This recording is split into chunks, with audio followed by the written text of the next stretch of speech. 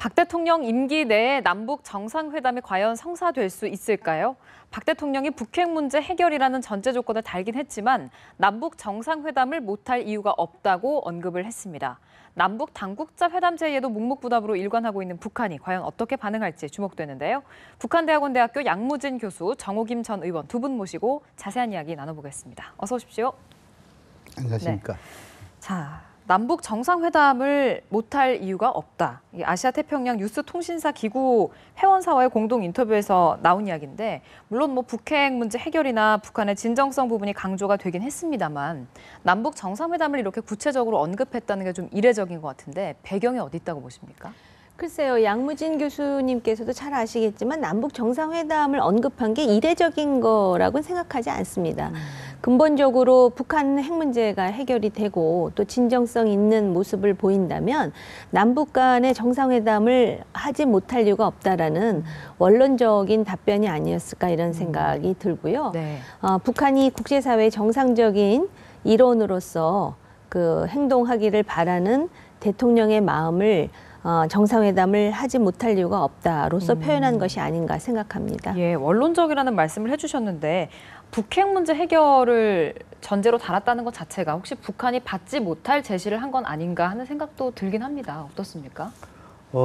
우리 박근혜 대통령께서 인터뷰 내용이 조건 있는 정상회담인지 조건 없는 정상회담인지 좀 더 명확하게 분석할 필요가 있습니다. 네. 다시 말해서 우리 정홍임 박사님 말씀처럼 북핵 진전 또 그리고 남북관계 진전 이것이 되어야만이 정상회담을 할 수 있다는 것인지 아니면 북핵 진전과 남북관계 진전을 위하여 정상회담이 필요하다는 것인지 좀 더 명확한 분석이 필요한데 혹시나 북핵 진전 후 남북 정상회담 이런 조건이 붙었다 하면 북한이 남북 정상회담에 쉽게 호응할 가능성이 낮다. 저는 그렇게 분석합니다. 그렇군요. 제가 이제 한 가지 더 말씀을 드리자면요. 네. 북한이 그 지난 6자 회담을 참여했을 때의 북한의 입장은 당시에 완전하고도 검증 가능하고도 되물을 수 없는 북한 핵 프로그램의 해체를 위한 6자 회담임에도 불구하고 북한이 참여를 했었습니다.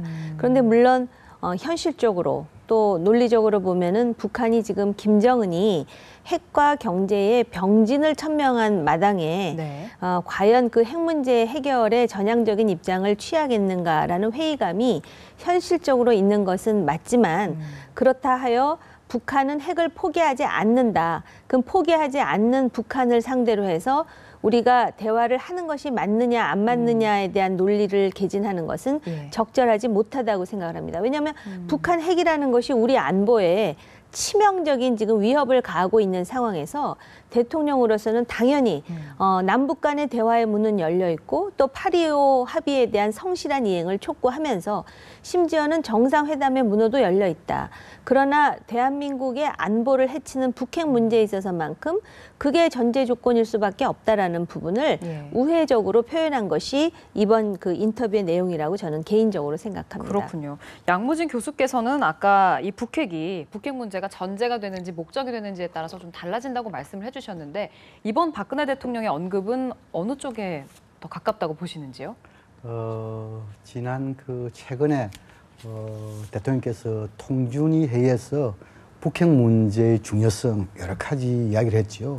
또 그리고 그 대선 기간에 북핵을 이고 잘 수는 없다 이런 말씀도 했고 더 나아가서 최근의 한미 정상회담에서 북핵과 관련된 그 정상 성명도 나왔잖아요. 그렇다면은 아마 북핵 진전 이것이 정상회담의 조건이 아니겠느냐 저는 그렇게 분석을 합니다. 예, 알겠습니다.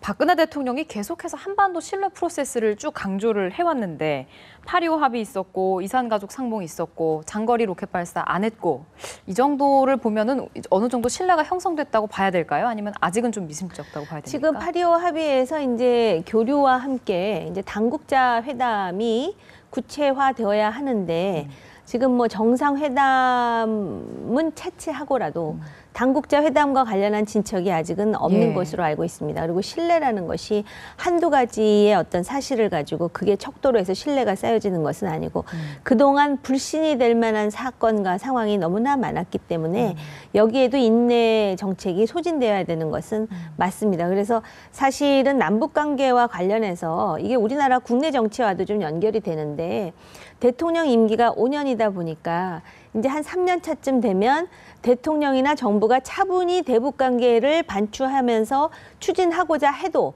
언론이라든지 또는 그 여러 분야에서 이제 남북 정상회담을 해야 되지 않느냐라는 일련의 정치적 또 사회적 압박이 있는 것은 사실입니다. 그러나 그럼에도 불구하고 이 신뢰라는 것이 일조일석에 쌓여지는 것도 아니고 또 실무적인 어떤 합의 없이 남북 정상회담을 한다 그래갖고 문제가 해결되지 않는다는 것은 이미 우리가 두 차례 남북 정상회담을 통해서 네. 확인한 만큼 침착하게 그리고 또 북한의 정권의 그 비정상성에 대해서 우리가 너무나 많이 보고 있지 않습니까? 그래서 네.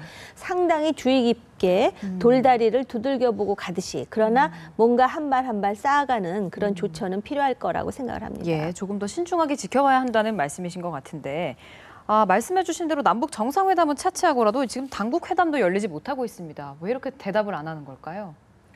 그래서 과거 경험적 사례를 비춰보면은 이산가족 상봉 또 그리고 민간급 교류의 활성화 이러한 환경과 여건상을 보면은 당국 회담 몇 차례 열고도 남았을 것이다. 저는 그렇게 봅니다. 그러나 지금의 상황에서 우리가 한 서너 차례 당국 간 예비회담 제안하고 촉구했다고 알려져 있죠. 네. 그럼에도 불구하고 북한이 호응에 나오지 않는 것은 한 세 가지 정도 요인이 있지 않겠냐 생각됩니다. 네. 첫 번째 북한 입장에서는 아직까지 분위기가 조성되지 않았다. 다시 말해서 남측인 우리 측에서 전단 살포라든지 네. 또는 그 대북 인권 문제라든지 또는 그 이 당국자들의 참수 발언과 같은 이런 신중치 못한 언행 네. 이런 것으로 봤을 때 아직까지 남측에서는 당국 간 회담을 할 여건을 스스로 조성하지 않았다 이렇게 볼 수 있는 측면이 있고 예. 두 번째로는 아마 속도 조절과 관계되지 않겠느냐. 다시 말해서 북한 입장에서는 북중 관계와 남북 관계가 조금 이래 선순환 예. 균형을 해야 되는데 아직까지 중국과의 관계에 있어가지고 복원에 대해서 합의는 했더라도 거기에 대해서 조금 더 진도가 안 나기 때문에 아마 여기에 대해서 속도 조절을 하고 있지 않겠냐 이렇게 보여지고 예. 마지막 세 번째로는 이것이 저는 가장 중요하다고 생각하는데 네. 북한의 입장에서는 이산가족 상봉을 잘 진행하고 또 그리고 민간급의 교류를 잘 하면은 뭔가 남측에서 북측이 원하는 것을 먼저 줄 거라고 생각했는데 그 북한이 원하는 것은 아마 금강산 관광 재개가 아니겠냐. 예. 그런 측면에서 아마 북한이 남측의 우리 측의 금강산 관광 재개에 대한 좀 더 명확하고 긍정적인 이러한 메시지를 기다리고 있는 것이 아닌가 저는 그렇게 예. 생각합니다. 저도 양 교수님의 입장과 어느 정도 이제 동의를 하는데요. 예. 특히 북한은 어떤 면에서는 굉장히 자본주의적이죠. 특히 남북 관계에 있어서 우리가 생각하는 정치적, 사회적 신뢰 회복에 대해서 북한은 그렇게 관심이 없습니다. 오히려 남북 관계라는 외연을 통해서 얼마나 많은 경제적 급부가 들어오느냐에 굉장히 신경을 쓸 것이고 그것이 들어와야만 자기네들이 실질적으로 추구하는 물론 요번에 노동당 창건 기념일에 핵이라는 것에 대해서 상당히 자제하면서 보여줬지만은 그 경제의 병진 정책을 위해서는 분명히 대한민국 정부로부터 뭔가 급부가 들어와야 되는데 그 통로가 바로 이제 금강산 재개 아니면 5.24의 해제일 것입니다. 네. 근데 이제 그게 대한민국 정부가 호락호락하지 않을 것 같으면 굳이 대한민국 정부에게 점수를 주어가면서 당국자 회담을 할 필요가 있느냐. 그러니까 당국자 회담을 하는 자체는 마치도 우리 정부에게 자기네들이 주는 급부라고 생각을 하는 그런 잘못된 인식이 있기 때문에 그렇고요. 또 한 네. 가지는 지금 북한에서 더 신경 쓰는 거는 남북 관계의 회복이 아니라 바로 북중 관계의 회복을 통해서 국제적으로 북한이 고립되지 않았다라는 것을 좀 과시하고 싶을 것 같습니다. 그래서 김정은이 정말 원하는 것은 오히려 시진핑과 만나는 북중 정상회담이라는 드라마틱한 사건을 통해서 국내외적으로 자신의 권력을 훨씬 공고화하는 그런 계획을 세우지 않을까 생각합니다. 그렇군요. 그렇다면 북한이 원하는 뭐 금강산 관광 재개, 5.24 조치 이런 것들을 들어줘야 됩니까? 그래서 이제 그 오이사 조치라는 것은 우리 그 천안함 사건과 연관되어 있고 특히 그 금강산 관광 부부대에서는 직접적인 그 중단의 요인은 박양자 피격 사건이겠죠. 네. 그런데 혹시나 박양자 피격 사건에 대한 3대 조건, 다시 말해서 그 이 진상규명, 사과 또 그리고 책임자 처벌까지 포함한 더 나아가서 그 향후 네. 관광객의 신변 보장, 뭐 재발 방지를 포함되겠죠. 이러한 전제 조건이 충족되는 상황이 됐을 경우에 과연 우리 정부가 그 관광을 재개할 수 있을까? 저는 그 부분에 대해서 조금 회의적이라고 생각합니다. 예. 왜냐하면 현재 우리 박근혜 정부는 금강산 관광에 있어가지고 그 관광 현금 대가지요. 이것이 아마 북한의 독재 자금으로 전용한다. 또 그리고 핵 개발로 전용한다. 뭐 이런 하나 부정적으로 생각하고 있는 것이 아닌가 생각되거든요. 네. 그런데 엄격히 따져보면은 2007년도 기준해 가지고 금강산 관광에서 가지고 북한의 현금으로 들어가는 것이 약 2,200만 불입니다. 우리 돈으로 약 220억 원입니다. 예. 그런데 그 개성공단에 북한 근로자 임금으로 들어가는 것이 연간 1억 불입니다.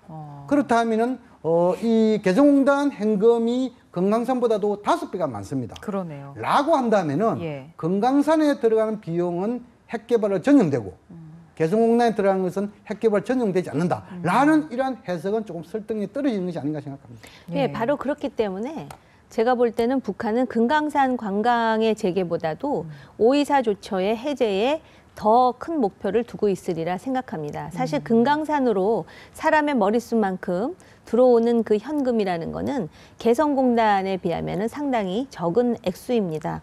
그런데 이제 지난번에 우리가 목함 지뢰 사건으로 북한의 유감 표명을 받아들였을 때 많은 이제 논객들이 그렇게 유감 표명을 5.24에 대해서도 천안함 폭침에 대해서 1년의 유감 표명을 받아들이고 5.24를 풀어야 되지 않겠느냐라는 주장이 나왔는데 예, 예. 바로 그 5.24에 함정이 있습니다. 왜냐하면 개성공단에서 받는 북한이 들어가는 현금에 비해서 5.24를 풀므로써 들어가는 현금은 또 그 개성공단으로 들어가는 현금의 4~5배가 됩니다. 그렇기 때문에 5.24를 풀어주게 되면은 완전히 핵과 경제의 병진이 가능한 상황이 됩니다. 왜냐하면은 5.24를 풀게 되면은 전체 북한 수출액의 10분의 1을 우리가 현금으로 주는 게 되는데 그 5.24의 내용이 뭐냐면은 소위 모래자갈 채취라든지 바지락이나 송이를 우리가 수입을 하면서 현금을 주는 건데 이게 이제 그 많은 또 그 농객들은 주장하기를 이거야말로 수출입 아니었느냐 그걸 어떤 수로 막느냐라고 하지만 그거는 정상적인 수출입이 아니었습니다. 우리의 일방적인 수입이었죠. 예. 그리고 또 많은 사람들은 우리가 그걸 수입하지 않기 때문에 중국이 수입한다 그러는데 중국이 송이와 바지락과 모래와 자갈을 그렇게 비싼 값으로 수입할 리가 있겠습니까? 그렇기 때문에 5.24를 해제하는 것에 대해서는 과연 우리가 다른 나라가 전부 지금 북한의 장거리 미사일이라든지 핵실험에 대해서 경제 제재를 하고 있는 상황에서 오히려 북한의 핵을 머리 위에 이고 있는 우리가 5.24를 풀어줌으로써 핵과 경제의 병진을 가능하게 만들 것이냐에 대한 근본적인 문제에 대해서 이 정부도 답안을 만들어야 되고 또 이 국민들도 그런 거에 대한 판단이 있어야 되는 것입니다. 그러니까 피상적으로 남북관계 교류하고 대화하고 다 좋은데 네. 5.24의 함의는 금강산이나 개성보다 굉장히 큰 함의가 있다는 걸 제가 반드시 말씀드리고 싶었습니다. 그렇군요. 두 분 다 그러니까 5.24 조치 해제에 대해서는 좀 회의적인 입장을 보여주셨습니다. 그런 것이 아닙니다. 저는 예. 그 5.24 조치에 대해서는 좀 그 점진적이고 단계적으로 해제할 필요가 있다. 다시 말해서 그 인적 물적 교류 예. 이런 부분에 대해서는 우리가 남북 관계를 주도하고 분위기 조성 차원에서 우리가 선제적으로 해제할 필요가 있고 자 그러나 그 우리 정웅인 박사님 말씀처럼 남북 간의 교역 같은 부분 있지 않습니까? 네. 이런 부분에 대해서는 뭔가 남북 간 당국 간에 좀 회담을 한두 차례 하고 난 뒤에 어느 정도 신뢰가 쌓이면 풀 수 있는 거. 예. 마지막 세 번째인 제주 해역 북한 상선의 통과라든지 이런 부분에 대해서는 그 천안 사건에 대한 북한의 태도 변화 또 남북 관계가 상당히 진정됐다 하면 풀 수 있는 그런 측면에서 5.24 조치는 나름대로 좀 점진적이고 단계적으로 해결하는 것이 좀 더 해법이 아니겠냐 저는 그런 생각합니다. 그러니까 점진적 단계적인 거에 더해서 정말 정상적인 교류가 되어야 됩니다. 개성공단과 같은 경우에도 우리가 북한 노동자들에 대한 인건비를 주는데 그 인건비가 그 노동자들한테 다 가지 않습니다. 당국으로 가지 않습니까? 상당 액수가. 이거는 정상적인 교역관계가 아닙니다. 5.24를 해제하기 전에 그 북한과 대한민국 간의 남북 교역이라고 하는 것도 우리는 수출하는 게 없고 일방적으로 북한으로부터 그걸 받아들인 건데 그럼 우리 물건을 수출해서 북한이 대금을 지불하도록 하고 또 기본적으로 그들로부터 뭐 바지락이든 송이든 모래든 자갈이든 가져왔으면 이거를 과연 달러나 유로화로 해서 대금을 결제했을 때 그 위험이 무엇인가를 한번 생각을 해보면서 그래서 오죽하면 당시에 정부의 고위 관계자가 이거 현금으로 주는 것에 대한 위험성, 특히 많은 여러 가지 무기 개발에 전용될 우려를 제시하면서 현물로 그럼 교환할 수 있는 방법은 없는지에 대한 논의조차 나오는 것을 보면 네. 우리 양 교수님께서 말씀하셨듯이 점진적으로 하되 이러한 어떤 교류가 오히려 대한민국의 총탄이라든지 또는 대한민국을 위협하는 안보 위협이 되지 않는 그러한 그 교류가 무엇인지 진정한 의미의 정상적인 남북 간의 교류와 예. 소통이 무엇인지에 대해서 현실적인 생각 그리고 정직한 정책이 이루어져야 된다고 봅니다. 알겠습니다. 이 문제에 대해서는 여기까지 이야기하고요. 저희가 처음에 말씀드렸던 박근혜 대통령의 언급, 남북 정상회담을 못할 이유가 없다. 의원님, 오늘 이 메시지가 좀 돌파구가 될 수 있을까요? 대화를 하는데. 저는 별로 돌파구 될 수 없다고 생각을 하고요. 이미 그렇게 말씀하신 배경에는 당국자 회담조차도 이루어지지 않는 것에 대한 대통령으로서의 갑갑함도 조금 포함되어 있는 것이 아닌가. 예. 그러니까 대통령으로서 한반도에 대한 신뢰 프로세스 그리고 신뢰가 쌓였을 때 대한민국이 북한에 대해서 무엇을 할 수 있는지 그리고 허심탄회한 대화와 함께 남북 정상회담도 다 할 수 있다. 그러나 그것은 정상적인 관계 또 북한이 정상적인 국제사회의 일원 그리고 북한이 애초부터 약속한 한반도 비핵화 특히 북한 핵 문제의 해결이라는 전제가 중요하다라는 점을 강조한 것이라고 저는 생각합니다. 예, 그러니까 오늘의 언급이 어떤 결정타가 되지는 않겠군요. 민간 교류 부분은 어떻습니까, 교수님? 8.25 합의 이후에 꾸준히 늘고 있는데 이건 좋은 신호로 봐도 되겠죠? 그렇죠. 8.25 합의 제6항 나름대로 이행 실천하고 있다고 보이죠. 네. 일례로 들면 특히 중요한 부분에서는 개성망을 때 여기 대해서는 전시회라든지 또는 그 학술 토론을 했죠. 네. 또 그리고 그 160여 명의 우리 그 노동자 단체 여기서 평양에서 노동 축구 대회를 했죠. 여기서 좀 우리가 눈여겨볼 대목은 네. 이러한 그 망을 때 여기에 대해서 방부 또 노동자 축구 대회 방부에서 우리 당국자가 동행 방부를 했습니다. 이것은 북한이 상당 부분 유연성을 보여주는 겁니다. 예. 또 우리도 그 노동자 축구대회에 있어가지고 160명을 그것도 서해 직항로를 통해 가지고 방불 했습니다. 네. 이것도 우리 정부가 나름대로 유연성을 보여주는 겁니다.